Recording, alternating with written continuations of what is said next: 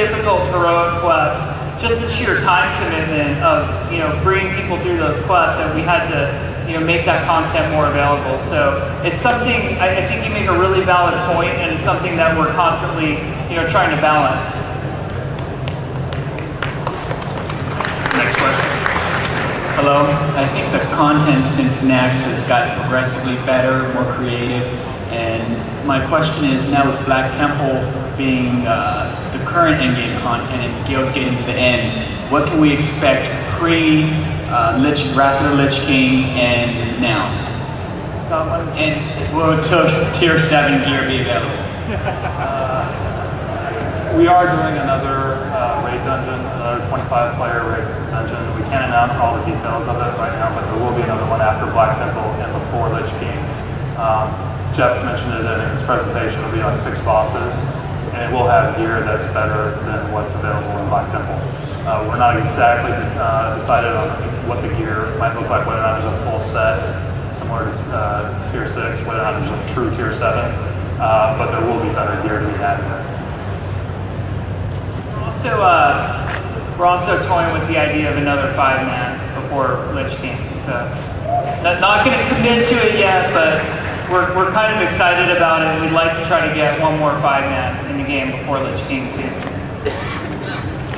One thing to add was Nax was such a great content, but because of the timeline between Burning Crusade, hopefully the new 25-man will give ample time for a lot of player base to get to it before Wrath of the Lich King. A lot of player base. What's your sense? Hi. I don't know if a lot of the other players share my sentiment, but I really enjoy outdoor raid bosses, and I love the sort of like scramble of having to be like, oh, everybody get on, we have to take down this boss. And there's only 2 in BC, and we've taken them down a few times, and I'm just wondering if there's any more outdoor raid bosses to be released soon or anytime, because I like the place where you fight them is never the same. They move around, and that the terrain plays an element in how you fight them. So I'm just wondering if there's any more in the future. We don't currently have any plans for before Wrath of the Lich King comes out. It's one of those things that we really wrestle with too, because we're all old school EQ players on this board, so we know exactly that feeling that you're talking about. It's 4 a.m. and you're calling in sick to work as you're rushing your character out to where it needs to be. Probably not the best. For all the kids in the audience, I didn't just say that. Some weird thing that just happened in audio flaw. But there's a lot of WoW players who really don't like the outdoor content. They don't like the sense of rushing. They like instance content. So really what we need to strike is that fair balance between outdoor content and then stuff that's in instances as well. So we like doing them. They're fun bosses to make. I was just going to say, because at first you had Azure Ghost and Kazak, and then you all of a sudden it was like 1, 2, 3. You came up with the Green Dragons, and I personally like those fights. All of a sudden you're flying over Ashen Vale, and there's Empress, and you call up your guild leader, and you're like, mushrooms, and so you fight them, and I just thought it was kind of cool. So we like them, and we hope to do more in the future for sure. Next one. Hi, my question is about raid itemization. You look at a lot of stuff, the items in the high-end stuff, and you look at that and that says that's Warlock, but it also can complement the Shadow Priest, which obviously has become very popular. However, you look at anything geared towards a red paladin, and you're not going to see anything. I think out of all the items in high-end right now, there's maybe 1 item that's geared for red paladin that's plain in and meant for melee.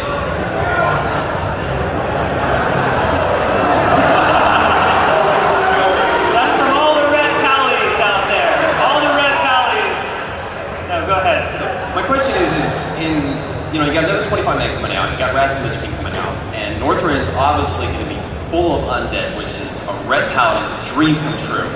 Is there going to be more itemization geared towards specific off-classes as opposed to the items that are set now that can complement off-classes, but the DPS warriors go, God, it's taking my crown. Well, I think you bring up a really interesting point. Now, our itemization team is actually analyzing this problem right now about if you take like plate and look at the different specs within the two classes that we need to itemize for, and once you get the Death Knight involved in that, it becomes a pretty complex problem. Something that we're doing that I think will alleviate that in the near term, just as an example, when Zulamon comes out, we're adding a lot more heroic badge loot to the game. And the heroic badge loot that we add is going to be better than the current heroic badge loot.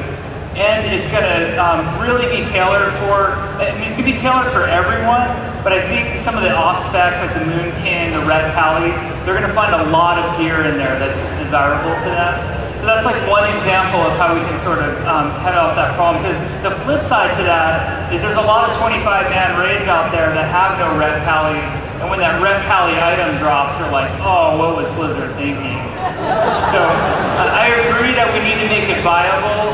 We just need to do it in the right place.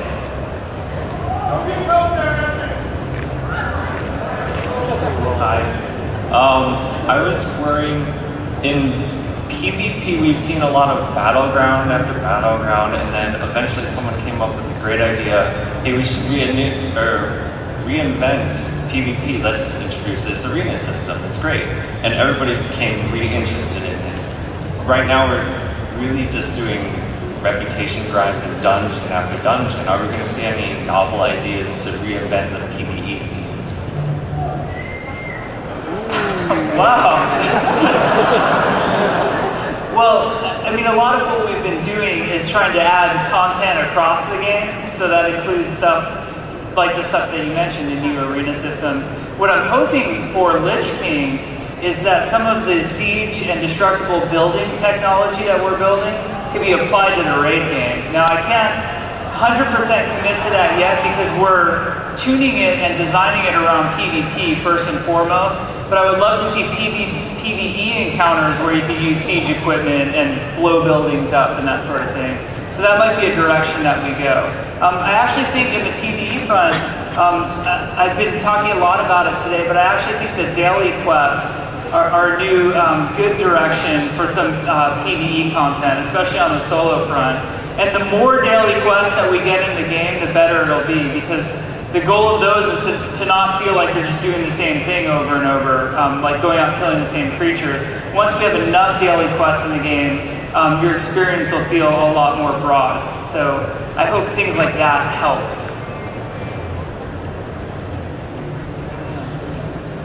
My question is about the 40-mans. I really liked Blackwing Lair when I was 60, but it's like there's no reason to go back when you're 70. You could do a quest in Outland that upgrades your items that you get in there. And there's people that have just bought Burning Crusade, and they don't even know what these instances are. And they usually, when they get to Outland, they're 60 and they rush to 70. There's no reason to go in there. So is there a way you could put like a heroic difficulty on it, or maybe make it like a 25-man level 70 instance? So there's something, you know, you can go back for the experience. Maybe give it heroic badges or something.